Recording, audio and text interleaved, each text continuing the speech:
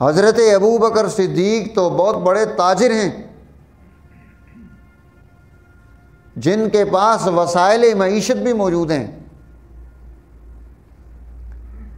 جنہیں کسی کونے خدرے میں نہیں بیٹھنا، بازاروں میں جانا ہے، اپنے ملک سے دوسرے ملکوں میں سفر کرنا ہے، مختلف لوگوں سے ملاقاتیں ہونی ہیں۔ ان تمام چیزوں کے ہوتے ہوئے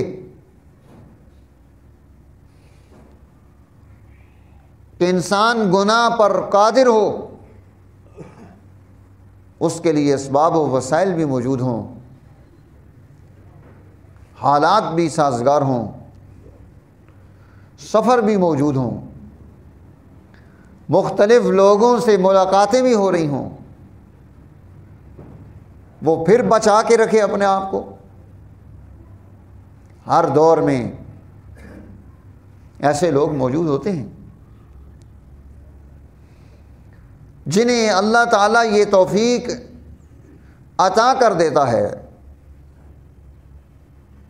جنہیں یہ عظیم نعمت میسر آ سکتی ہے، جو ظلم و کفر کے دور میں بھی عدل و مساوات پر، بددیانتی کے دور میں دیانتداری پر، جھوٹ کے دور میں سچ پر، ظلم کے دور میں عدل پر اپنے آپ کو قائم رکھنے کی کوشش کر سکتے ہیں۔ لیکن عمومی طور پر حضرات انبیاء علیہ السلام نے، بالخصوص نبی اکرم سرور دو عالم صلی اللہ علیہ وسلم نے جو ہمارے لیے اسوہ اور نمونہ چھوڑا، وہ اپنی سوسائٹی کو ہدایت پر، صراط مستقیم پر گامزن کرنے کا ہے کہ انسانوں کو سچ کا ماحول دیا جائے، عدل کا ماحول دیا جائے،